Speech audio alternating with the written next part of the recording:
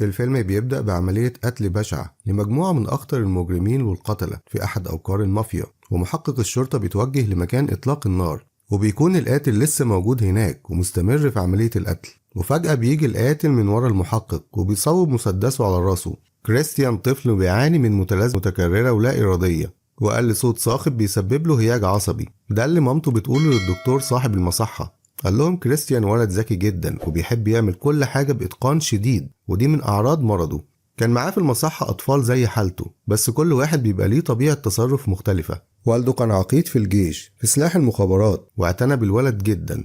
كان بيجمع لعبة بازل وفيه قطعة ناقصة. اتنرفز جدا وهاج. الدكتور قال إذا كان الصوت العالي بيتعبه يبقى لازم يقعد في مكان هادي. والده قال إذا كان الصوت العالي بيتعبه يبقى لازم نعرضه لصوت أعلى منه علشان يتعود يعيش طبيعي. فجأة البنت لقت البازل ومدت ايديها وخدتها من على الأرض وادتها له. كان اسمها جوستين. ولما جمع القطعة الناقصة كانت صورة محمد علي كلاي، رمز القوة والتحدي. وكبر كريستيان وأصبح محاسب عبقري بيقوم بدور النجم العالمي بين أفليك، اللي أنا شخصيا بحبه جدا. شاب ومنظم جدا وعملي. جاله 2 من كبار السن، راجل ومراته، بيشتكوله من الضرايب العالية. قدر بعبقريته يحللهم مشاكلهم مع الضرايب بدرجة خلت الراجل ومراته مش مصدقين، وعزموه انه يقضي الويك اند بتاعه عندهم كل اسبوع. قال له ممكن تصطاد سمك وكل حاجة. قال لهم انا بحب اصطاد حيوانات. قالوا له عندنا غابة فيها مجموعة كبيرة من الحيوانات. كريستيان كان عنده صعوبات في التعامل والتواصل الاجتماعي خارج نطاق عمله. رئيس وحدة مكافحة الجرائم في وزارة المالية اسمه راي بيبعت لمحققة شابة اسمها مدينة، لكن كان لها سابقة وهي في سن المراهقة، وده بيمنع توليها الوظيفة في الوزارة. لكنه قال لها ممكن اتغاضى عن ده بشرط واحد، انك تساعديني في حل لغز. احنا من فترة قبضنا على مجموعة من المهربين وتجار المخدرات والمافيا، ووراها صورهم وعرفتهم، ما عدا واحد بس موجود في كل صورة لكن وشه مش باين، واضح انه حريص جدا. قال لها كلهم قالوا عليه انه المحاسب بتاعهم اللي بيساعدهم في عمليات غسيل الاموال، وكل عصابة من دول تعرفه باسم مختلف. واداها مجموعة بالاسماء المستعارة اللي كان بيستخدمها. قال لها قدامك شهر تبلغيني من النتيجة، يا اما السجل الجنائي بتاعك ده هيظهر. كريس كان عايش لوحده في بيت كبير وعايش عيشة مستريحة، وعفش البيت وكل حاجة فيه على قد حاجته، بس كان دايما بينفخ في صوابعه قبل ما يعمل اي حاجة. بيشغل موسيقى عالية جدا وبيعمل تمرينات المساج اليومية اللي بتساعده على الاسترخاء، لان المرض ده بيسبب له تشنج وتيبس في العضلات. الموسيقى العالية كانت بتعبر عن الصراع والصخب والغضب اللي جواه. وبيرجع دايما فلاش باك لورا لما امه قررت تسيبهم وتمشي، وهو كان هايج وعصبي جدا. كريستيان تعب جدا لما امه سابتهم، لكن والده هداه وغنى له اغنية سولومون جراندي. ولما رجع من الذكريات اخد المهدئ بتاعه ونام. وفي الويك اند بيروح علشان يلبي دعوة الاتنين اللي كانوا عنده، وبيصطاد، بس كان صيد من نوع خاص ببندقية قنص غير عادية، وبينشن من مسافة ميل، لدرجة ان الراجل استغرب ايه اللي يجيب المحاسبة لشغل القنص ده. لكن كريس حياه من بعيد ومشي. بيروح للسيف هاوس بتاعه او بيته الحقيقي اللي بيحس فيه بالامان، عبارة عن مقطورة داخل جراج مجهزة بكل حاجة، فيها غرفة للسلاح وفلوس بعملات مختلفة. نفسي في درج من دول يا عم كريس والله. وغرفة نوم، وكان عنده مجموعة تحف أصلية وغالية جدا. ودايما الذكريات بتشغل تفكيره وكأنها جزء منه. كريس قضى وقت في السجن، وهناك اتعرف على فرانسيس، كان محاسب عبقري للمافيا وتجار المخدرات، وهو اللي علم كريس كل حاجة عن الشغل ده، وكان بيعتبره زي ابنه وبيحبه جدا، وحفظه كل حاجة، أسمائهم وعناوينهم وكلمات السر بتاعتهم. وكانوا قاعدين في زنزانة واحدة، كان كل كلامهم على الحسابات وطرق غسيل الأموال. صحي من النوم على اتصال من مديرة أعماله بتقوله في طلبات شغل، 2 منهم تبع المافيا وواحد قانوني. العرض كان من شركة أجهزة تعويضية كبيرة اللي استدعاه أحد الشركاء وكان اسمه لامار، وبتقترح عليه إنه يقبل العرض القانوني علشان في ناس بدأت تدور عليه على الإنترنت، والأنسب إنه ما يدخلش في أي عملية غير قانونية دلوقتي. راح قابل 2 من الشركاء علشان في اختلاسات مش عارفين مصدرها ومين عملها. الاتنين الشركاء احتدوا على كريس وقالوا له محدش فينا بيصرف فاتورة من غير موافقة لامار، وقال لها عاوز أراجع كشوفات الحساب آخر 10 سنين.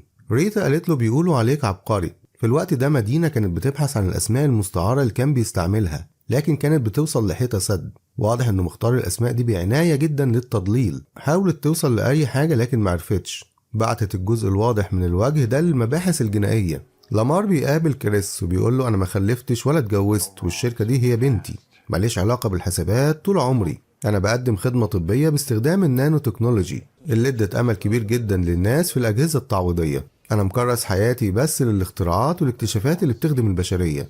انت هنا عيني في الشركة وكل اللي هتعوزه هتلاقيه. وفي سويسرا كان في قاتل مأجور بينفذ كل اللي بيطلب منه مقابل المال. راح وهدد واحد من رجال الأعمال، وواضح انه شخص شرس جدا وحاد الطباع، واجبر رجل الأعمال انه ينفذ كل اللي هو عاوزه. كريس بيروح الشركة تاني يوم علشان يبدأ شغله. بيلاقي واحدة نايمة على الترابيزة من التعب. حاول يفوقها بكل الطرق، معرفش. قرب منها وهز الكرسي وصحاها. لما صحيت رحبت بيه وقالت له أنا اسمي دانا وطلبوا مني إني أساعدك في الشغل. قال لها شكرا، مش محتاج أي مساعدة. قالت له على فكرة أنا اللي اكتشفت الاختلاسات. هناها على شغلها وقال لها بس أنا اتعودت أعمل كل حاجة لوحدي. مدينة وهي في المؤتمر الصحفي المباحث اتصلت بيها وقالوا لها إن الوجه ده ظهر في جريمة قتل بشعة، وقتل 9 من أخطر المجرمين بإيده، واستعمل أسلحتهم الشخصية لقتلهم. كان باين عليهم الذهول من مهارته القتالية العالية وطريقته في قتل ضحاياه بلا رحمة. وفي وقت الغداء قعد جنب دانا وطلع اللانش بوكس بتاعه. بدأت معاه بالكلام والهزار، مردش عليها، وأول ما كلمته في الحسابات رد عليها.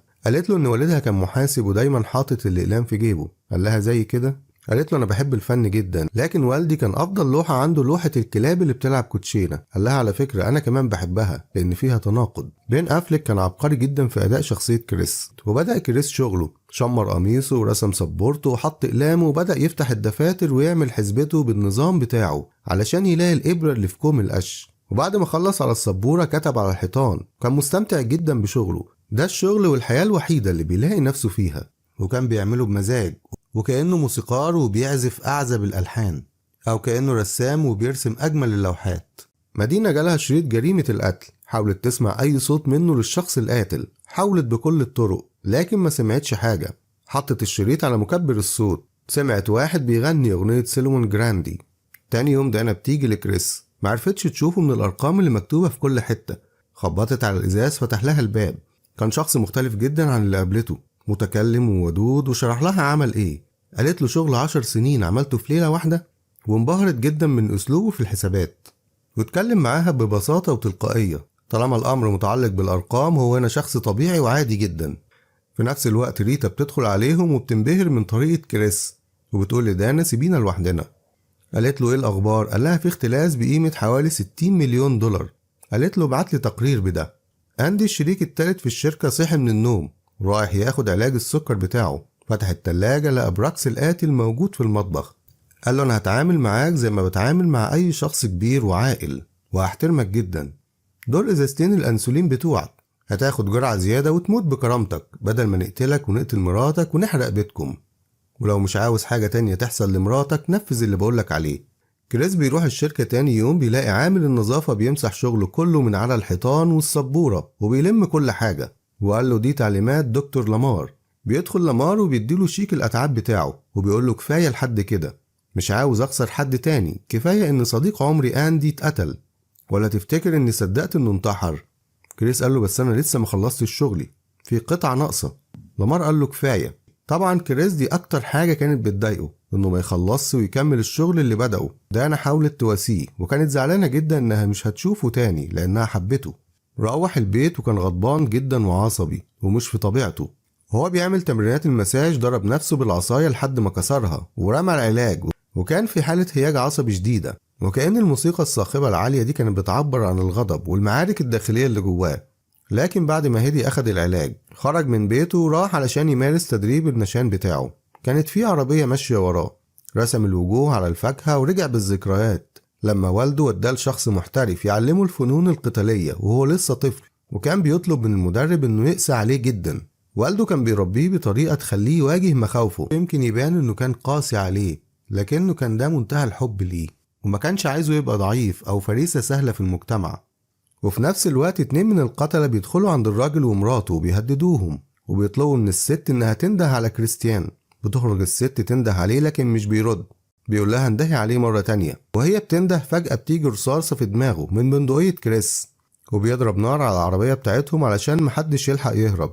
القاتل التاني بياخد الراجل ومراته رهاين وبيركب معاهم العربية بتاعتهم. كريس بيضرب نار على موتور العربية وبيجري ناحيتها وبيشد الراجل من ازاز العربية من ورا. الراجل بيضرب فرامل بيقع قدام العربية. كريس بيطلع حزامه وبيضرب بيه الراجل ويكتفه بالحزام بمنتهى القوة وبيخنقه وبيبدأ يستجوبه. الراجل بيطلع له بطاقة عليها صورة دانا وقال له التعليمات جت بقتلك انت وهي، وكمان في ناس دلوقتي عندها علشان يموتوها. اتك عليه تك خفيفة كده وقتله، وشاور للراجل ومراته عادي جدا ومشي. ركب العربية بتاعته وبأقصى سرعة طلب مديرة أعماله تجيب له عنوان دانا ورقم تليفونها، وقعد يتصل بدانا لكن ما كانتش بترد. راح بأقصى سرعة على العنوان. لما وصل وحب يدخل لقى واحد ماشي ورا دانا ودخل معاها الأسانسير. طلع هو من على السلم. دانا دخلت الشقة بتاعتها والراجل خرج وراها من الأسانسير، واتنين شايلين صندوق دخلوا ورا دانا. كريستيان راقب اللي واقفين هناك، وهي بتقفل الباب اتهجموا عليها، لكنها دفعت عن نفسها ودخلت الحمام، وبدأ يهجم عليهم واحد واحد، وهجم على واحد منهم وخلص عليه في ثواني وادى التاني طلقة في دماغه.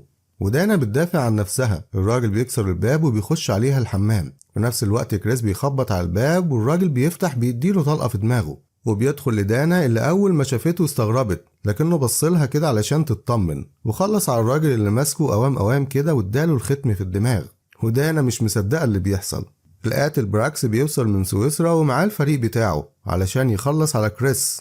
كريس بياخد دانا وبيروح بيها للمخزن بتاعه وبيقولها خليكي بره، ودخل العربية لكنها بتخش وراه. بتتفاجئ بشكل العربية من جوه وأدراج الفلوس ومخزن السلاح واللوحات الفنية الموجودة، وبتقول له انت مين؟ قال لها انا محاسب، بس واضح انه فعلا اسم على مسمى. فجأة بتشوف اللوحة اللي عليها شخبطة دي. قالت له ما تقولش انها أصلية. قال لها أصلية. مدينة في بحثها عرفت ان اغنية سيلمون جراندي بتتغنى للأطفال اللي عندهم اضطرابات عصبية زي متلازمة ومرض التوحد. راحت لشريك ليها في الأرشيف الجنائي علشان يدوروا على محاسب عنده شركة صغيرة بتكسب حوالي $500,000 في السنة، وعمره من 25 ل 45، وجابت له قائمة بأهم علماء وعباقرة الرياضيات، وراح بيها فندق بعيد علشان يداريها فيه لحد ما يصفي حسابه مع اللي كانوا عاوزين يقتلوهم. وفي الفندق دانا حاولت تتقرب من كريستيان وقالت له انت عرفت الحركات القتالية دي منين؟ قال لها والدي كان ضابط جيش وبعتني اتدرب عند أحد المختصين، وكنا على طول بننتقل من مكان لمكان. عشنا في حوالي 50 مكان مختلف. وقال لها عندي مرض بيخليني أركز بشدة في الحاجة اللي بعملها، وبيبقى صعب عليا جدا إن منهيش الشغل اللي بدأته، وعندي صعوبات في التواصل الاجتماعي مع الناس. ولما حبت تقرب منه بدأ يكلمها عن عمليات غسيل الأموال وإزاي بتتم. خرج علشان يروح لريتا اللي كانت عاوزة تقتله هو ودانا، وطلب من مديرة أعماله عنوانها. لما راح هناك لقى واحد نازل من بيتها، مشي وراه من بعيد. كان براكس، ولما حس بيه فجأة طلع المسدس وضرب نار على كريس، وفجأة اختفى. كريس لما دخل بيت ريتا لقاها واخدة رصاصة في راسها ومقتولة، وصورتها وصورة الرصاصة انعكست على صورة لامار وكأنه بيشاور عليه، وفهم ان لامار هو اللي ورا كل ده. فعلا الراجل بدأ يدور بكل همة لحد ما لقى شركة صغيرة اسمها زي وجاب صورتها. لقت الشركة دي هي اللي عملت حسابات الشركات اللي اتهمت بغسيل الأموال، لكن ما قدروش يمسكوا عليها حاجة. حست انها وصلت للهدف. مدينة بتروح لراي وتبلغه انها وصلت للشخص المطلوب، وانه بيستعمل اسماء علماء الرياضيات كنوع من التمويه، والشركة بتاعته هي اللي بتعمل عمليات غسيل الأموال. راي اقتنع بكلامها وحس انه وصل فعلا للشخص المطلوب. كريستيان بيرجع الفندق بيلاقي دانا نايمة بمنتهى البراءة زي الأطفال لأنها مش خايفة من حاجة، وافتكر طفولته واليوم اللي خرج فيه للشارع كمقاتل بيحاسب الأطفال اللي في سنه اللي كانوا دايما بيتنمروا عليه وبيسخروا منه وبيقولوا عليه مختلف. والده كان دايما بيشجعه على القتال والتحدي، وكان دايما بيقوله انت فعلا مختلف لأنك أفضل وأقوى منهم كلهم، وجه الوقت انهم يعرفوا ده فعلا.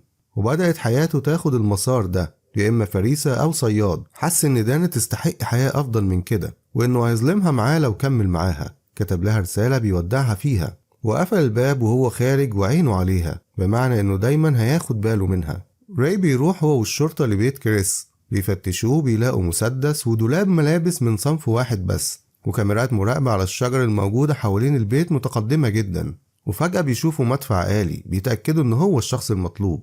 لامار استعان ببراكس وفرقته علشان يأمنوه، وكانوا بيحطوا كاميرات مراقبة في كل حتة. بعد ما المباحث الفيدرالية بتمشي، راي بيقعد مع مدينة وبيقول لها على قصته، إنه كان بيراقب وكر المجموعة من أشرس المجرمين والقتلة، وفجأة شاف واحد بيموتهم واحد ورا التاني. لما دخل الوكر لقى صوت إطلاق النار كان لسه مستمر، وكان القاتل لسه موجود، وكان بيسمع أصواتهم قبل ما يقتلهم وهما بيستنجدوا وبيطلبوا منه إنه يرحمهم. طلع بحرص وقرب من الأوضة، وفجأة جه واحد من وراه رفعه بالمسدس. راي قال له أنا ضابط شرطة مش مجرم، وعندي أولاد. قال له أنت أب جيد؟ قال له ممكن ما أكونش أب جيد كفاية، لكني بحب أولادي جدا. ممكن ما كنش قدمت لهم كل حاجة، لكني قدمت لهم كل اللي أقدر عليه. ولما بكى كريس نزل المسدس وسابه ومشي بعد ما قتل 9 منهم وخلص عليهم كلهم. سألته عن سبب قتله ليهم، قال لها فرانسيس كان محاسب للمافيا وعمل صفقة مع المباحث الجنائية إنهم يحموه، في المقابل هو يقول لهم على جميع أسرار المافيا، لكن تم إطلاق سراح فرانسيس. وللأسف دي الغلطة اللي أنا غلطت فيها، ودي كانت فرصة للمافيا إنهم ينتقموا من فرانسيس، لكن قبل ما يقتلوه عذبوه بكل ألوان العذاب. وعلشان كده كريس خرج وانتقم منهم وقتلهم كلهم. وقال لها في يوم وأنا خارج من شغلي جالي تليفون غير حياتي كلها، كان صوت مديرة أعمال المحاسب بتبلغني عن شحنة هيروين جاية من الصين الشهر اللي جاي، وكل شوية كانت بتبلغني بقضايا كتيرة. قالت له يعني كل القضايا اللي انت مسكتها دي؟ قال لها كانت وهم، وكانت بمساعدة مديرة أعمال المحاسب ده، وعلشان كده كنت عاوز أعرف مين الشخص ده. قالت له ايه سبب دخوله للسجن؟ قال لها يوم وفاة أمه راح هو ووالده وكان لابس ملابس عسكرية، ولما أبوه قرب للتابوت علشان يشوفها الموجودين حبوا يمنعوه لأنهم ما يعرفوهوش، وحصلت خناقة وضرب نار، وكان نتيجتها إن والد كريس خد رصاصة ومات. وكريس تم اعتقاله وراح السجن، وهناك قابل فرانسيس وتعلم منه كل حاجة وحبه زي ما يكون أبوه. قالت له أنت بتقولي كل الكلام ده ليه؟ قال لها لأن طالع معاش قريب ولازم يكون في حد يرد على الاتصال لما يجي. وفعلا جه اتصال وردت مدينة، وكانت مديرة أعمال كريس، وبدأت تديها معلومات عن التجاوزات والاختلاسات اللي موجودة في الشركة. وفي منزل لامار براكس بيجهز رجالته وبيعرف من لامار مواصفات كريس. فجأة سمعوا صوت بره، بدأوا يخرجوا بحذر، وكان كريس بيجهز البندقية بتاعته. براكس بيراقب رجالته، وواحد فيهم كان بيخرج دماغه بره، وفجأة جت طلقة عابرة للقارات وبدأ الهجوم. الحقيقة الأكشن اللي في الفيلم ده معمول بحرفية عالية جدا ومتوظف صح لخدمة الدراما، مش أكشن والسلام. لامار نزل على الأرض وبدأ كريس يصطادهم واحد ورا التاني. قعد براكس على الكاميرا عشان يراقب. كريس خد له رصاصة في جسمه، وجاله واحد كده من اللي بيعرفوا في فنون القتال، لكن كريس حط له قنبلة جوه الواقي بتاعه وانفجرت فيه، وهو اتصاب في رجله. لما سند على الحيطة كان مصاب وتعبان جدا، وبدأ يغني أغنية سولومون جراندي اللي بتهديه. براكس لما سمعه بحلق في الشاشة ومش مصدق، خرج وضرب نار على آخر واحد من رجالته قبل ما يضرب كريستيان. كريستيان اتدور وشاف براكس، كان أخوه التاني، خرج من ورا العمود وسلم عليه. براكس كان دايما بيلوم كريس لأنه السبب في موت والدهم لما صمم يروح يشوف أمه، وقعد يضربه، وكريس مش عاوز يرد عليه لحد ما وقعه بضربة واحدة وهدده بالمسدس، وبعد كده سابه. فضلوا يتكلموا عن ذكرياتهم مع بعض. لامار كان شايف اللي بيحصل ومستغرب. بعد كده اطمن وراح علشان يكلم كريس. قال له انت عارف انا بقدم ايه للناس والبشرية؟ انا بقدم امل وخدمة للناس كلها. كريس قال له عارف، وضربه بالنار في دماغه. بص لاخوه قال له اسف ان قتلت العميل بتاعك، وقال له انا كنت دايما مراقبك وعارف عنك كل حاجة طول الوقت. وهنا بيبان التناقض في الفيلم، ان كريس بالرغم من مرضه العصبي كان بيصفي حساباته مع الاشخاص الغير اسوياء، على عكس اخوه الطبيعي اللي كان بيقتل لمجرد القتل، سواء اللي بيقتله ده كان بريء او مذنب. وقال له ما كنتش عاوزك تعيش في المخاطر دي، وسابه ومشي. وفي وزارة العدل الصحفيين بيسألوا عن عمليات غسيل الأموال. راي بيقدم مدينة، لكنها بتقول إن ده كان جهد فريق كامل. عرف راي إن مدينة خلاص وافقت تاخد مكانه وتتعاون مع كريس. وفي المصحة 2 من الآباء بيودوا ابنهم علشان يقعد يتعالج هناك، والولد بيرص لعبته بمنتهى الإتقان زي كريس زمان. الولد بيتجول داخل الغرف، بيلاقي جوستين البنت الصغيرة اللي كانت مع كريس كبرت، ووالدها هو صاحب المصحة. سابها مع الولد الصغير ومشيوا. فتحت جوستين الكمبيوتر ورحبت بالولد، وفجأة داست على الكيبورد وسمعنا صوت مميز، هو صوت مديرة أعمال كريس اللي كانت دايما بتتصل بيه. Hello Dreamboat. Shall we chat? كانت جوستين كانت هاكر مفيش منه 2. الفيلم ده بيدي رسالة هايلة فعلا، إن اللي عنده مرض التوحد أو غيرهم ممكن يكونوا مميزين في حاجات تانية كتير غير السلوك العادي الطبيعي اللي احنا متعودين عليه، بس المهم إن احنا نكتشفها. دانا بتروح شقتها وبترتبها عشان تمارس حياتها الطبيعية زي الأول، وبتجيلها هدية عبارة عن لوحة لكلاب بتلعب كوتشينة. بتفتحها لقيتها اللوحة اللي كانت مبهورة بيها. وسافر كريس ولم عزاله وخد عربيته وغير مكان إقامته تاني علشان يبدأ بداية جديدة في مكان جديد. لو الفيلم عجبك ادعمنا بلايك واشتراك في القناة عشان يوصلك كل جديد.